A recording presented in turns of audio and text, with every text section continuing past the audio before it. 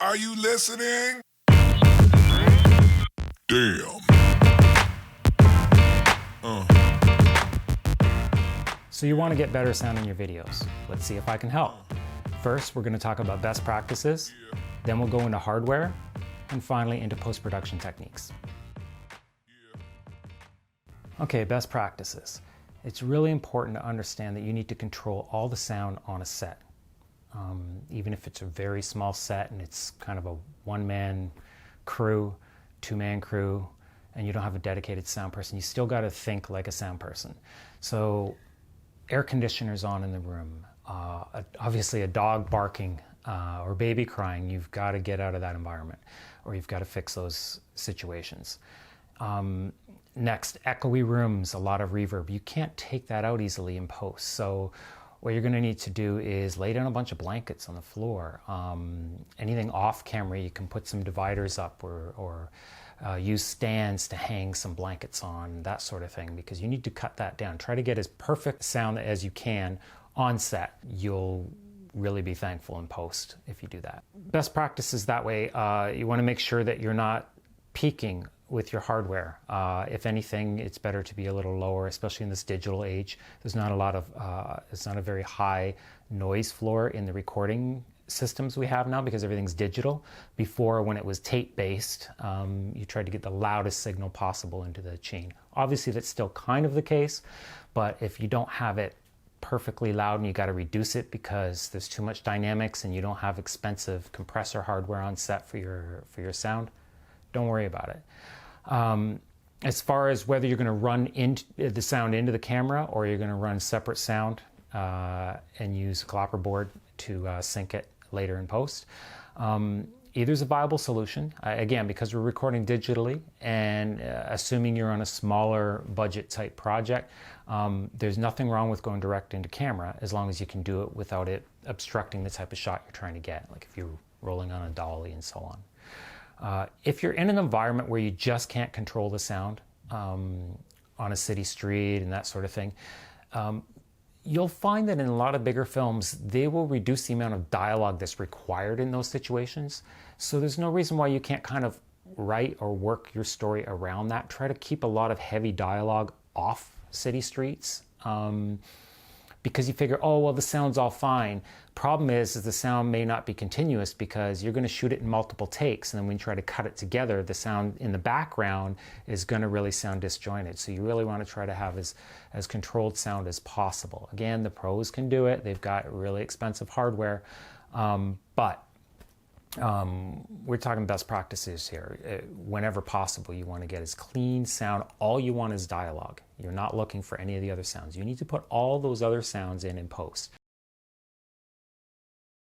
Footsteps, car driving by, all those sorts of things. You can grab the sounds wild at the end of your day on location, but you're going to want to put them in afterwards. You're creating kind of a soundscape in post.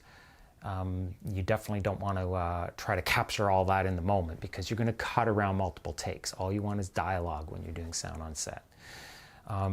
That being said, if you have a chase scene or a fight scene and there's one or two words, probably don't worry too much about getting that one or two lines or words being spoken where they're mid-run and so on. You can do that in ADR and post. So if it's convenient to do it, go ahead and do it. You got a sound guy on set all day, he's got nothing to do, by all means, get it.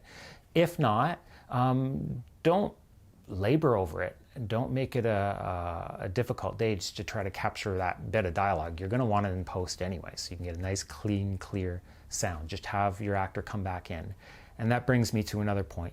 When you record on set, two things. You want to record dialogue there. You want to use the exact same microphone in post when you're trying to do ADR, if you're trying to replace any of the dialogue later on in the studio. You want to use that same microphone because the frequency responses of microphones are different. You don't say, oh, I'm in studio, I can use this nicer mic, or oh, my buddy brought over a really expensive mic they use in big film. Yeah, that's great, but you didn't use that mic to record on set, so that doesn't help you. You want it to match so that you can cut little bits and pieces together, unless it's 100% going to be replaced.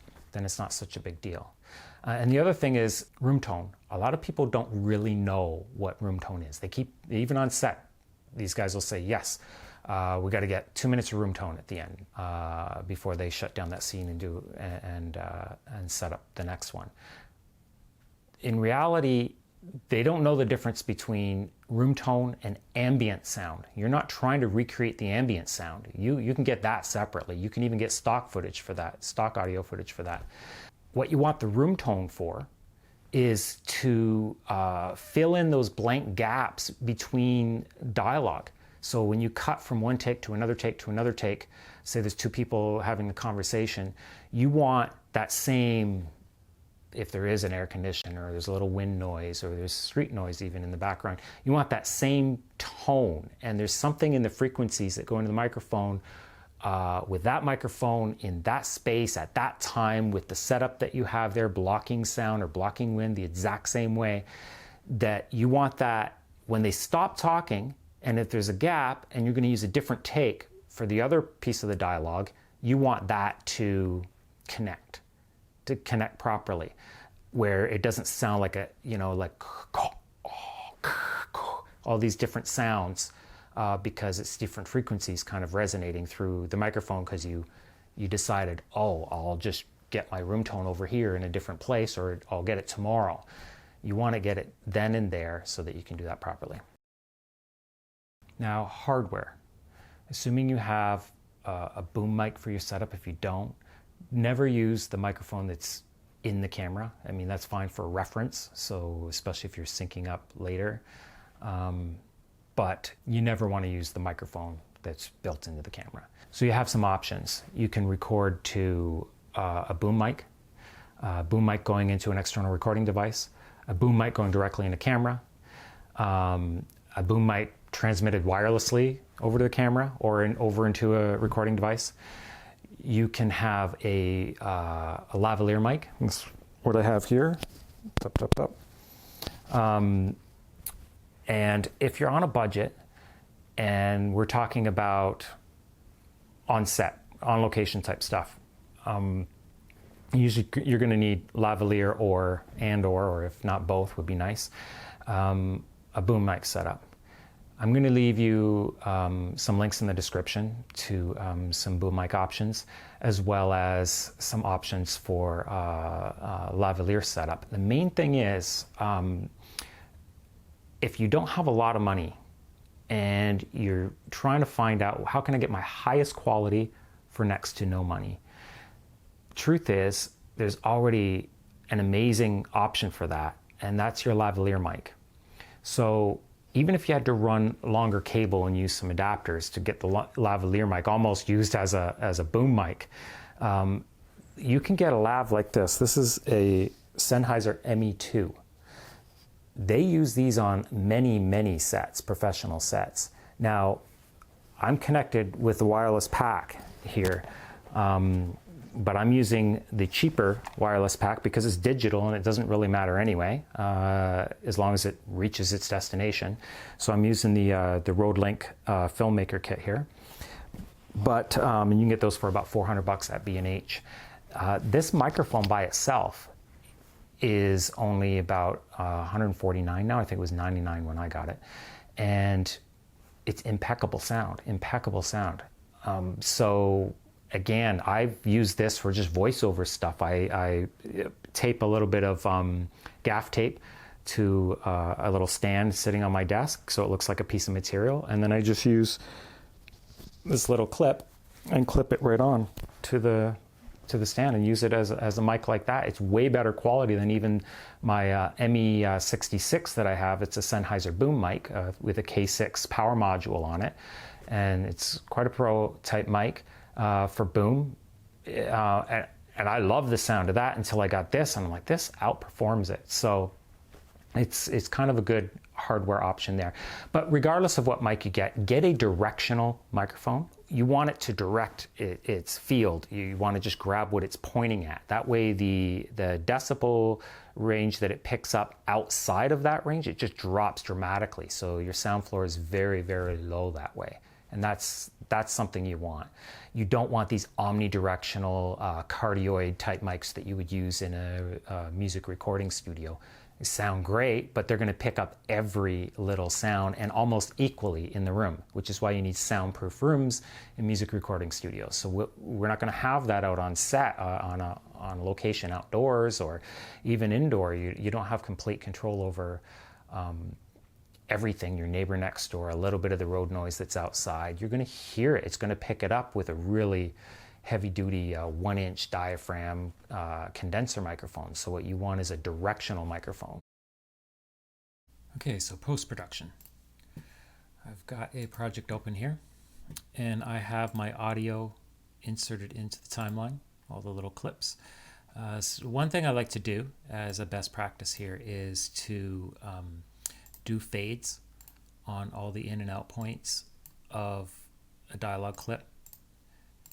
Crossfades here between, that just cleans up the cut so that we don't mistakenly get these pops and clicks. Sometimes it's not necessary, but if you find you have issues with that, then that's kind of the process.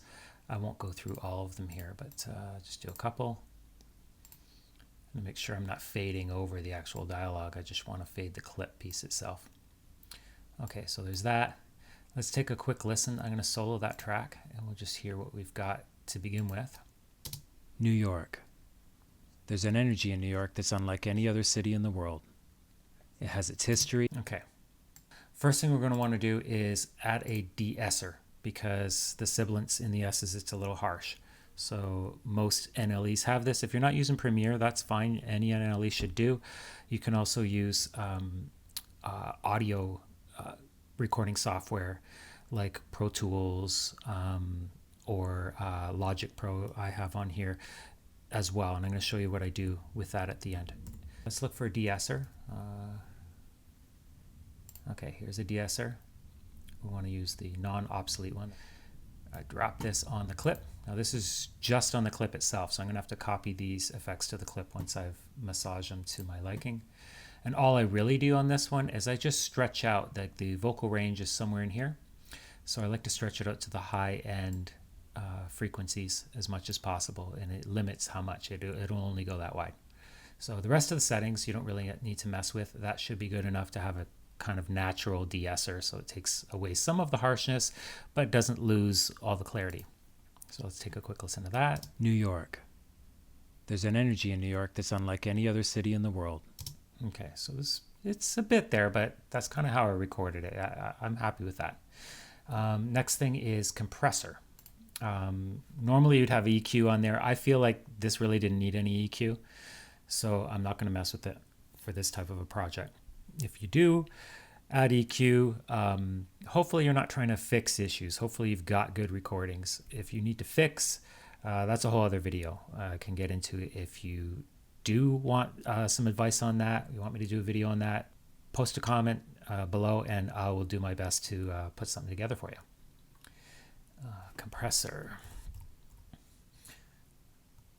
So what I like is this tube model compressor for voiceovers. I'm going to drop this on here, and there's a preset to make it fairly easy, voiceover. And you can dial in the settings you need, but I'm quite happy with the settings here. The ratio 8:1 I find is quite good for voiceover. So I'm going to copy these and just add them to the first couple of clips. Normally you'd add them to all of them. There's actually another way of doing this that I can show you afterwards, so you know both ways. New York. There's an energy in New York that's unlike any other city in the world. It has its history, culture, and a hunger that drives people to succeed. Okay, so that I'm quite happy with. So let me just undo that because I'm going to show you the other way.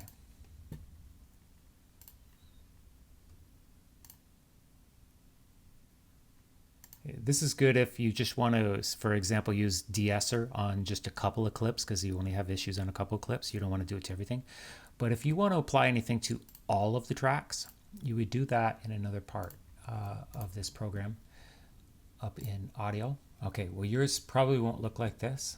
It will probably be collapsed, and there'll be a little, this little guy, a little arrow there, and that's what you're going to click to expose this area so that you can put in your effects in here on the channel. Okay, that's what I do for post-production in Premiere or my NLE of choice. Another option, I'm not going to go and actually show it too much here. I can do a separate video on this if you like, but what I would normally do is if I want to bounce everything over, like each of these tracks, say just all my dialogue, and I want to mix it in an environment like on Pro Tools or Logic Pro X, any kind of a audio DAW, then you want to bounce out each track, each audio track in its full length of the sequence, so you can stack them on top of each other in your audio DAW. If that's where you're comfortable doing all of your mixing, you can do it there.